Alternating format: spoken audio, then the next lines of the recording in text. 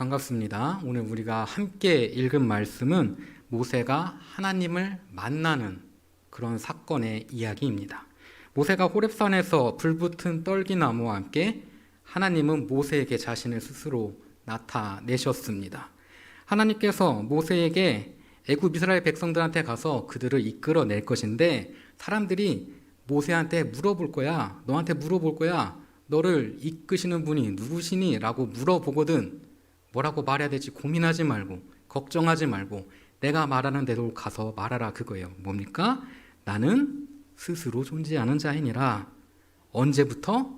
아브라함 때부터 이삭, 야곱의 지금에 이르기까지 너와 함께 하시는 하나님이다 라고 스스로 존재하시는 하나님에 대해서 이야기하고 있습니다. 자, 우리 함께 기도합시다. 이렇게 이야기하면 어떻게 합니까? 우리 본능적으로 눈을 감고 고개를 숙이고 이렇게 돼요.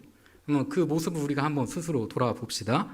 정말 간절한 마음으로 기도를 드리고 있습니까? 그냥 어떻게 보면은 우리가 신앙생활 한다고 하는데 습관적으로 하는 것들이 있어요. 있죠. 기도할 때 보면 우리가 습관적으로 하는 구절들이 있어요. 예. 아, 저분은 꼭 기도할 때 저 구절이 들어가. 아, 찬양할 때도 저분의 습관이 있어요. 우리의 신앙생활이 언젠가부터 습관화되기 시작합니다. 사람은 어쩔 수 없어요. 그게 잘못됐다는 게 아니라 어쩔 수 없이 습관화가 되게 돼요. 그렇다면 그 가운데서 우리는 무엇이 중요한지를 보아야 되는 건데, 아, 습관화된 나의 기도의 모습이 문제인가? 아니면 남에게 잘 보이기 위한 나의 모습이 문제인가? 아, 저 사람은 기도를 정말 뭐라고? 기깔나게 잘한다. 기깔나게 잘한다. 이런 평을 듣고 싶은 것인가? 남에게 보여주기 위한 신앙생활을 하고 있는 것인가? 돌이켜 보아야 한다는 거예요. 예전에 섬기던 교회는 장로님들께서 주일 예배를 기도를 하시잖아요. 그러면은 그 교회에서는 장로님이 1부, 2부, 3부 기도를 다 하셨어요. 한 분이. 예. 그러면은 모든 교인들이 그 장로님의 기도를 들을 수가 있겠죠. 그런데 그 장로님께서 어떤 장로님이시냐면 대학교 국문학과 교수님. 야, 그림이 그려지시죠? 기도를 하시는데 기가 막혀요. 시작과 끝이 아주 그냥 논리정연하고 논리의 흐름에 막힘이 없으며 아주 그냥 글의 짜임새가 훌륭하고 사용되어지는 예문들이 참 멋들어지게 기도하십니다. 많은 교회 성도님들께서 그 장로님의 기도가 참 멋있다고, 한편의 수필이나 시와 같다고 이야기를 합니다. 그런데 여기 한편에 권사님이 한 분 계셔요. 연세도 지긋하시고 나이가 먹어서 이제 발음도 이제 좀 안 좋아요. 연세 먹으면 발음이 안 좋아진대요. 전 아직 거기까지 안 가봐서 모르겠는데 그렇다고 합니다. 나이 먹으면 먹다가 또 흘려지고 그러죠. 제가 요새 슬슬 흘려 가는데 나이 먹으면 몸이 약해져요. 어쩔 수 없죠. 가방끈도 짧으셔요. 옛날 분이시니 뭐 학교 다니셨겠습니까? 가방끈도 짧으시니까 막 멋진 사자성어를 하거나 막 어떤 명언으로 기도하지 못하십니다. 그런데 성도님들이 말해요. 뭐라고 말합니까? 그 권사님의 기도는 은혜가 됩니다. 은혜가 됩니다. 제가 그래서 권사님의 기도가 참 은혜가 됩니다. 어떻게 그렇게 기도를 하십니까? 여쭤봤어요. 권사님께서 말씀하시기를 자기는 은혜가 되는 기도를 해보려고 한 적이 없다는 겁니다. 그런 게 아니고 그저 기도의 자리를 사모하고 하나님과의 대화가 너무 즐거울 뿐이라는 거예요. 예전과 다르게 요즘은 기도의 자리가 부담스러운 자리인가 봅니다. 교회마다 다르지만 예를 들어서 저는 좀 특이하긴 한데 보통 이제 수요 기도회를 이제 권사님들이 기도를 하셔요. 근데 한 번은 이제 집사님들이 저희가 수요 기도회를 하고 싶습니다. 내년부터는 집사회에서 뭐 사여신도 오여신도에서 수요일에 기도를 합시다 하면서 이제 연말에 이렇게 안건을 낸 거죠. 근데 막 권사님들이 어떤 분이 화가 막 이만큼 나셨어. 왜 그러십니까? 했더니 아니 니네들이 뭔데 내 복의 자리를 뺏어가려고 하냐 이 얘기예요. 한 권사님께서 주일마다 이제 목사님 설교하시는데 강단에 식수를 준비를 하셔요. 그런데 이제 새로운 사찰 집사님이 한 분이 사찰 집사님이 되셨어요. 이제 본인이 사찰 집사가 되었으니 주일 식수를 이렇게 준비를 한 겁니다. 먼저 준비하시던 분이 아유 왜 내가 받을 복을 네가 뺏어 먹으려고 하느냐 하면서 막 뭐라고 그러셔요.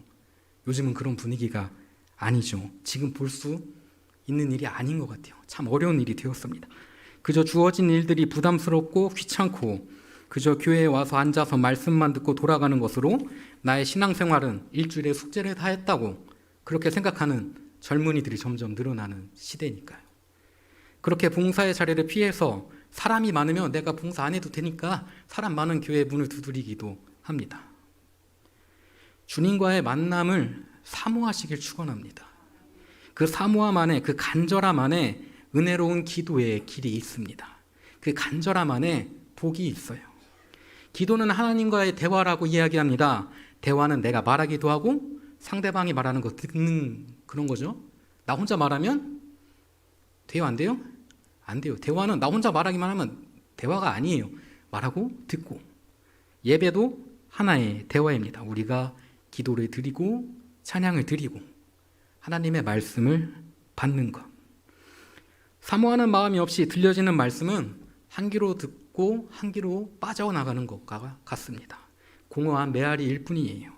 이 시간 저와 여러분의 마음속에 간절한 사모함이 충만하길 축원합니다. 다시 한번 우리 모습을 돌아보면 어떻습니까? 우리는 많은 부분에서 다른 사람을 판단하는데요. 판단만 하면 다행인데 어떤 경우는 심판해요.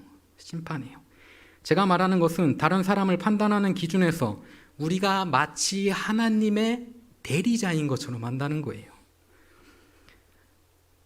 우리가 다른 사람에게 그 사람의 잘못을 알려주고 그 사람이 옳은 길로 갈 수 있도록 권면할 수는 있는데 하지만 우리가 과연 하나님께서 심판하셔야 하는 그 질책과 그 벌들을 우리가 할 자격이 있는가라는 질문을 던져 보아야 된다는 겁니다. 그리고 그 과정에서 하나님께서 정말 그 사람을 심판하시는지 포기하지 않으시고 마지막까지 사랑하시는지 생각을 해봐요. 여러분이 생각하는 하나님은 어떤 분이십니까? 심판의 하나님이십니까? 마지막까지 포기하지 않는 하나님이십니까? 여러분이 생각하는 그 하나님에 대한 이미지, 하나님이 어떤 분이신가? 우리의 신앙생활에서 굉장히 중요한 질문이고요. 또한 나는 누구인가? 이거 굉장히 중요한 질문입니다. 오늘은 그래서 먼저 하나님에 대해서 알아보는 거예요. 사랑하는 성도 여러분, 여러분은 하나님을 어떻게 생각하십니까? 우리는 많은 부분에서 하나님을 우리의 생각의 틀 안에 넣어놓곤 합니다. 그래서 내가 이렇게 생각하니까 하나님도 이렇게 생각하시겠지. 그거 하나님 생각 맞습니까? 내 생각 아니에요? 내 생각의 틀 안에 하나님을 가둬 놓았어요. 저 사람이 저렇게 행동하는 것은 하나님께서 싫어하실 거야 라고 생각 안 해보신 분 계십니까? 마치 내가 하나님의 마음을 다 알고 있는 것처럼 생각하거나 하나님께서 나의 마음과 항상 동의한다고 생각하는 경우 참 많을 거예요.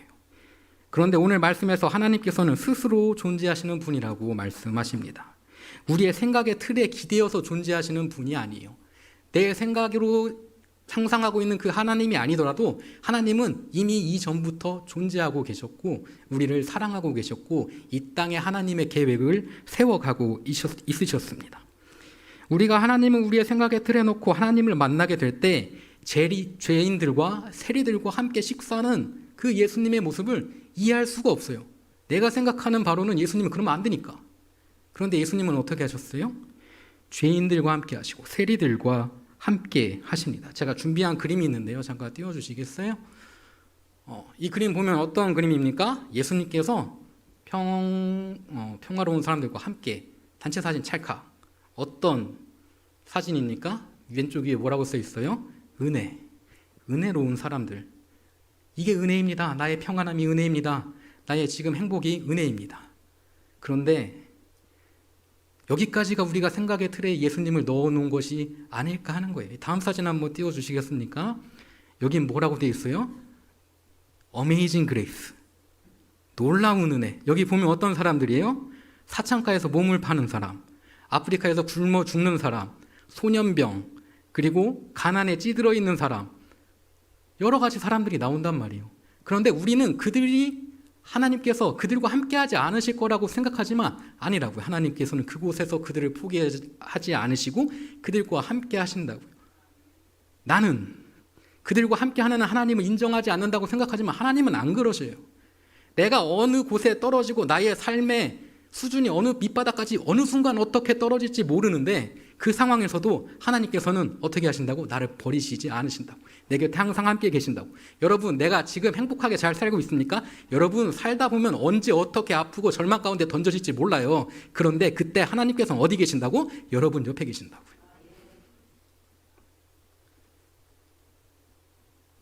내 생각의 틀에 넣어서 하나님을 생각하면 내가 그 절망 가운데 던져졌을 때 하나님은 내 옆에 없습니다.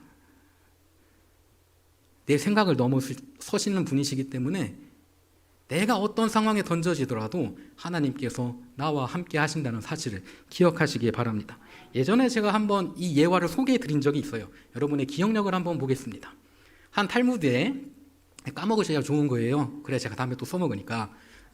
한 탈무드에 이제 한 장군이 와서 랍비에게 당신이 믿는 하나님을 나에게 보여주십시오 라고 이야기합니다. 그러니까 랍비가 뭐 말 같지도 않은 소리 하고 있는 거야 하면서 밖으로 끌고 나와서 저 태양을 보십시오. 장군이 어떻게 해요? 아이고 눈이 부셔라. 아이고 눈이 부셔라 하는 거죠. 랍비가 뭐라고 말합니까? 하나님께서 만드신 태양도 쳐다보지 못하면서 어떻게 하나님을 보여달라고 하느냐. 기억나십니까? 그때 제가 말씀드린 게 있어요. 태양을 보려면 어떻게 하면 됩니까? 다 까먹으셨죠? 감사합니다. 선글라스 끼면 되잖아요. 선글라스. 우리가 하나님을 보기 위한 선글라스는 무엇이 되어야 합니까? 성경이 되어야겠지요. 성경. 그런데 선글라스를 끼고 하늘의 태양을 바라보면 그 태양이 온전한 태양일까요? 색깔이 다르죠. 우리가 성경을 통해서 하나님을 바라보면 하나님의 일부분의 모습만 바라보게 되는 거예요. 하나님과 통하는 여러 가지 길들이 있는데 가장 쉽고 가장 빠른 게 선글라스 끼는 거일 뿐이에요.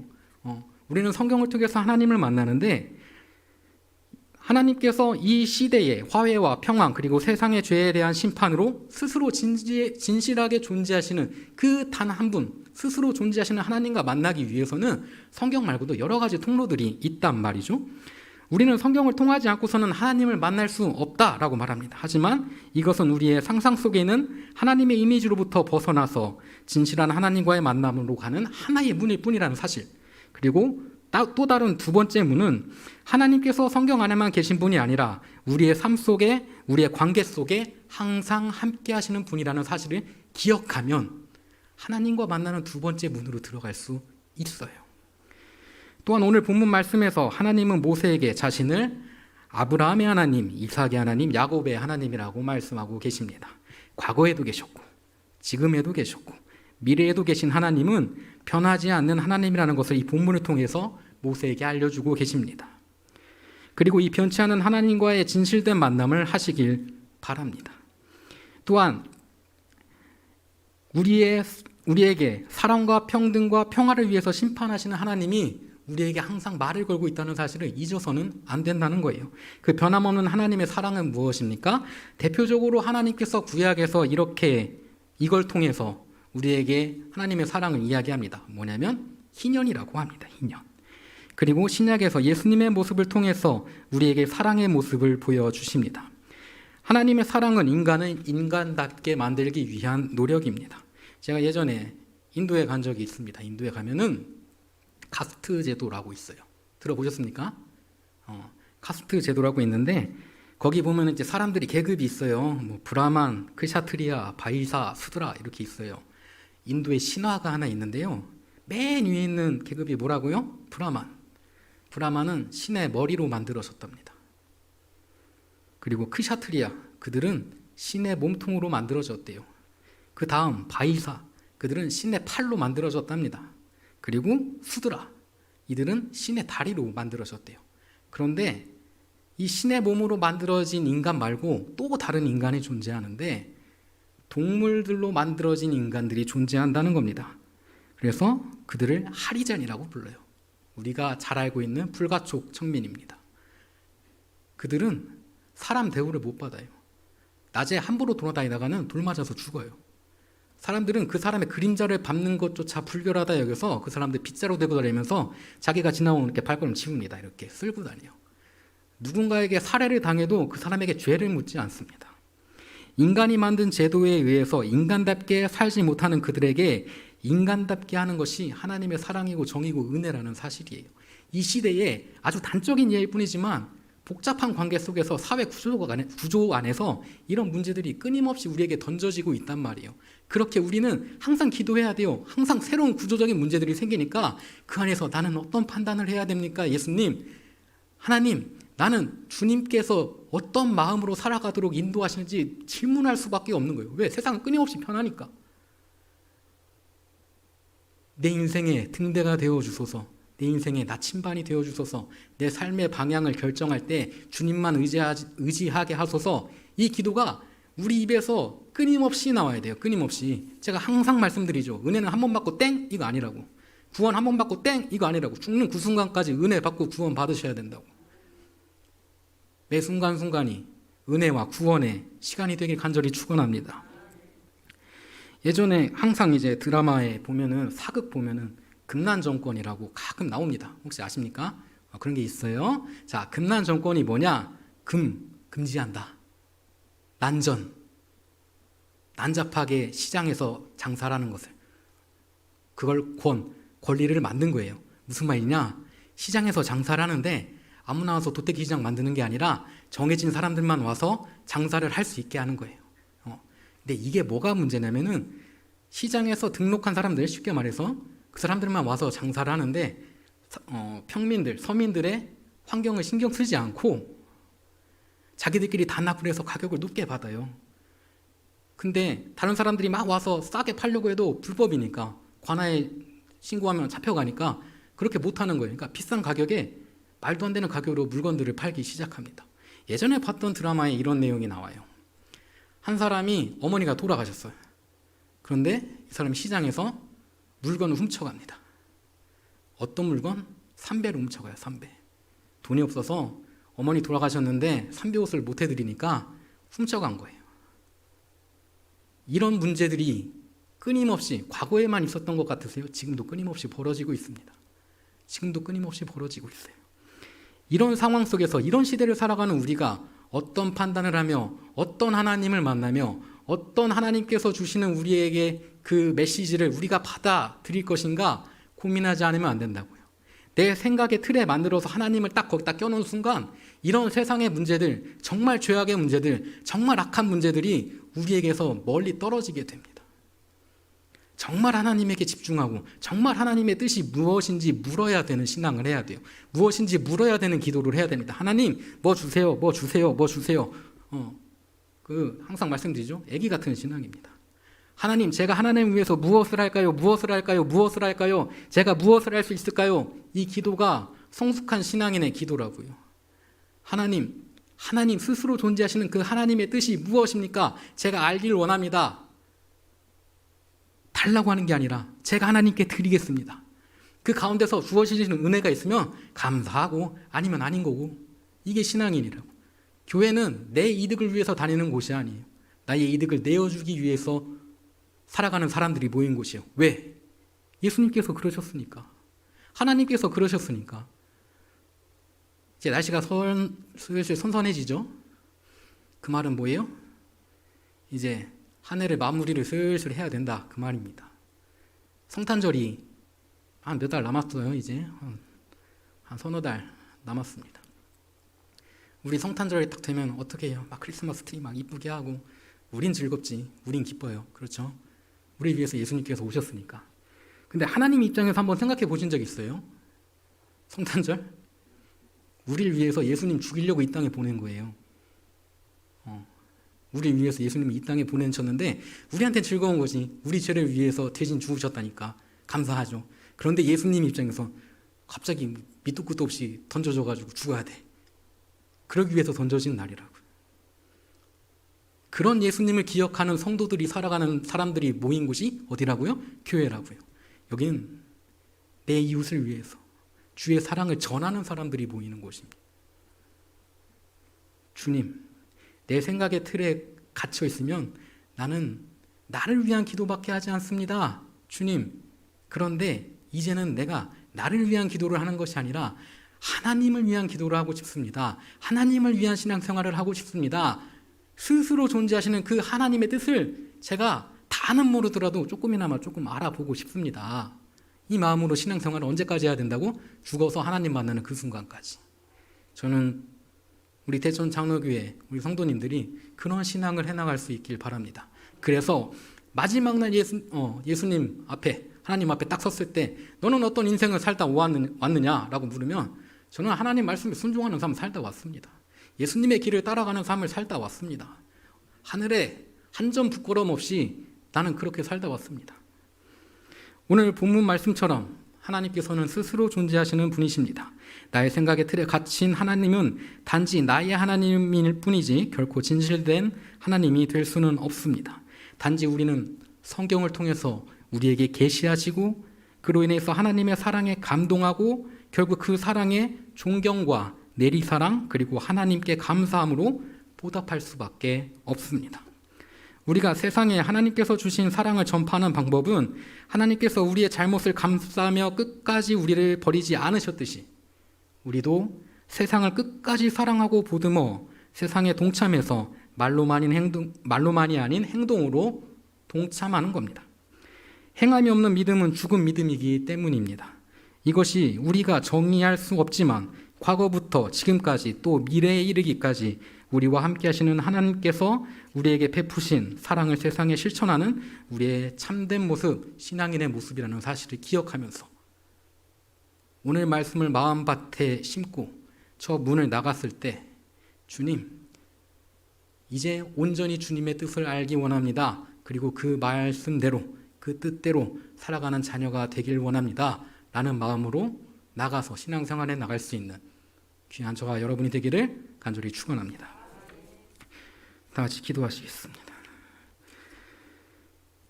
사랑과 은혜의 주님, 이 시간 주의 자녀들이 한 마음으로 참되신 주님을 만나길 원합니다. 주님, 우리의 삶 속에 함께 계심을 믿습니다. 우리와 동행하시어 주님 나라가 이 땅에 세워지게 하시고 우리로 하여금 쓰임받게 하시고 복의 자리를 사모하며 은혜의 자리를 사모하며 섬김의 자리를 사모하는 데 부족함 없는 마음 갖도록 인도하여 주옵소서. 복음의 소식을 전함에 있어서 주님의 자녀 삼으심의 영광을 깨달아 기쁨 넘치게 하시고 하나님 나라의 주춧돌이 되는데 부족함 없도록 인도하옵소서. 사랑이 많으신 예수 그리스도의 이름으로 기도드립니다. 아멘.